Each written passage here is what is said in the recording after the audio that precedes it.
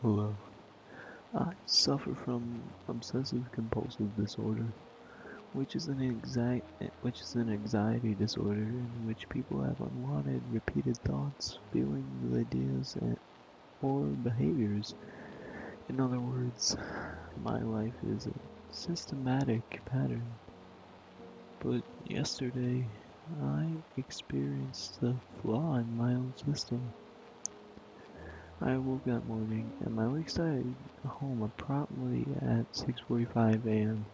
as I do every morning. Before leaving my bedroom, I made sure to touch the doorknob 3 times. I have to. I need to. On my way downstairs, I made sure not to step on the second to last step. I never touch that step. I just can't. I made my usual breakfast of toast, scrambled eggs, and black coffee. I never eat anything else.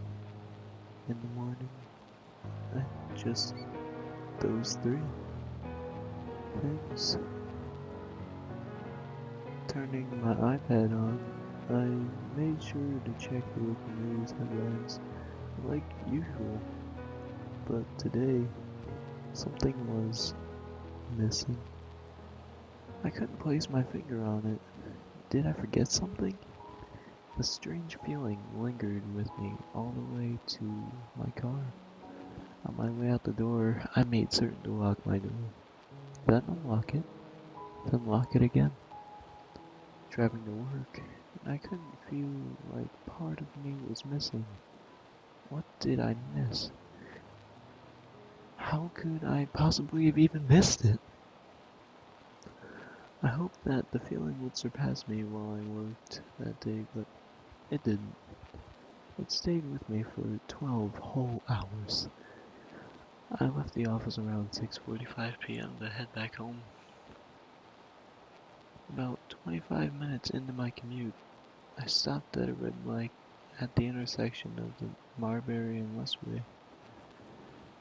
But as the light turned from red to green, I couldn't help but feel that a strange sensation again. The only other person near me was the man driving behind me.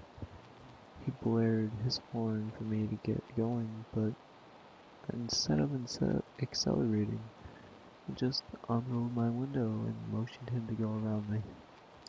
He did. I dreadfully sat there in my car, still stopped at the intersection. Something was seriously wrong. What am I missing here? I made sure to touch everything in the car, hoping that it would spark my memory. I touched the dashboard, the leather seats, the emergency brake, even the roof. It did nothing for me. My hands began to tremble as I slowly drove away. This isn't right. I don't like this.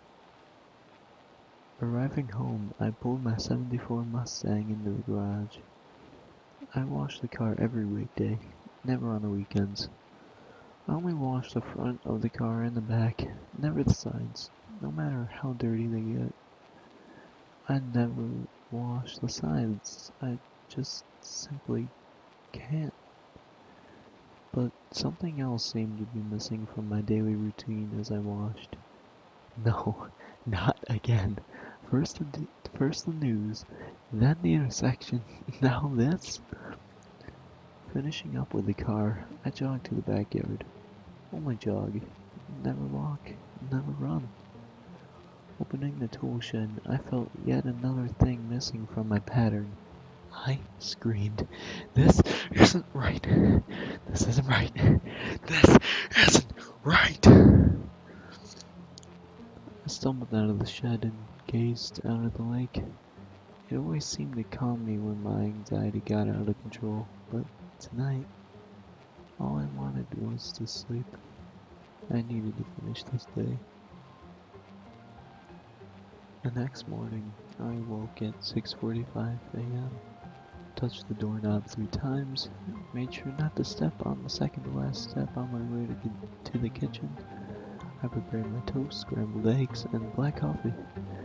I turned on the iPad, browsed the local news. It's still missing. I became aggravated. What is it that I could possibly be missing? I began to feel nauseous. Hurrying to the door in vicious rage, I quickly locked the door, unlocked it, and locked it again. I drove off to work. I tend to get a lot of work done when I'm upset, strangely, so at least I felt some accomplishment. When I left the office at 6:45 p.m., I drove fast on my way home. Very fast. What am I what am I missing? I approached the red light at Marbury and Westway. Come on, think. A man was walking in the middle of an intersection, on his way to the other side. Why can't I remember? The man's head spun as he noticed my Mustang coming straight for him at 85 miles per hour. I noticed him too. A wave of horror crossed my face as I watched him dive to one side. I swerved into the same direction. A loud clunk was made as I crushed the man underneath my vehicle. Oh God. Jumping out of my car, I hesitated on what to do. He lay there, writhing in agony, making horrendous guttural wails. I popped the trunk to my Mustang, lifting the screaming man, and heaved him in. I drove. Upon entering my garage, I made sure to wash the blood off the front and the rear of my car. The sides weren't necessary. After dragging his broken body out to the backyard, I jogged to the shed. Inside were black garbage bags, cinder blocks, and a hacksaw. After dismembering the man, I was able to fit both of the remains and the cinder block into the bag. Dropping him into the lake was all that was left to do.